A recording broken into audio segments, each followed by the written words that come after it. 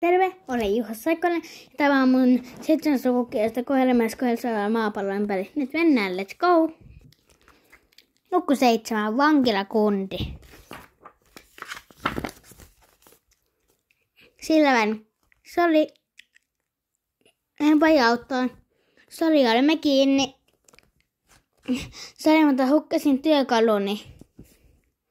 Ekäteen sattuu ja aurinko pahtaa. Hakemustyö, ei tekosyitä.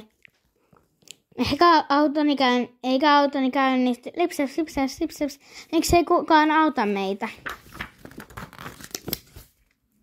Koska minä olin vankilassa. Ja hei, kelloin kaikki jo viime kesä. Ai. Me ei kai kuunneltu. Joo, kyllä uudestaan. Mitä jälkeä? Yritän tehdä hyvää. Yritän, mutta kukaan ei piittaa. Tulen aina olevaan se pahis. Sillä välin läy. Kuulostaa koiran, että läy. Vauhtiasuus. Läy. Mikä tuonne koiramies? Tapahtuuko jotain laivassa? Sen katson, että on jokin alla, veen alla.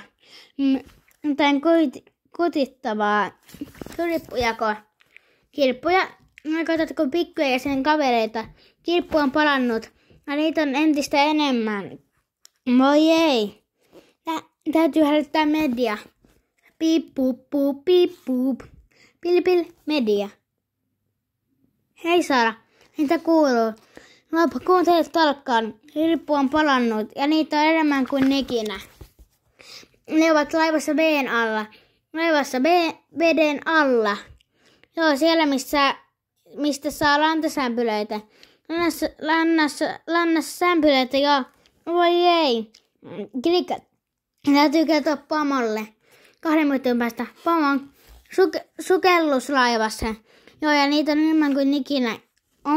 Onpa jimi uutinen. Mutta yritetään sitä vähän. Pannaan siihen ytyä. Miten monta niitä on? Niin on enemmän niitä on. Joku pätkäpomo, en tiedä. Voi olla 1, 10, 100, 1000, 20 000. 20 000. Siinä on otsikko, se on 20 000 sukelluslaivassa. Nyt painu kiertämään herkkupalaa ihan vain upottaa hampaani. Okei, mutta tuo määrä ei ehkä ole totta. Totta. Totuus ei kiinnosta ketään. Nämä ovat uutiset, baby. Vain klikkauksilla on merkitystä. Olen Juha Saikkonen ja tämä oli mun 7. lukukirjasta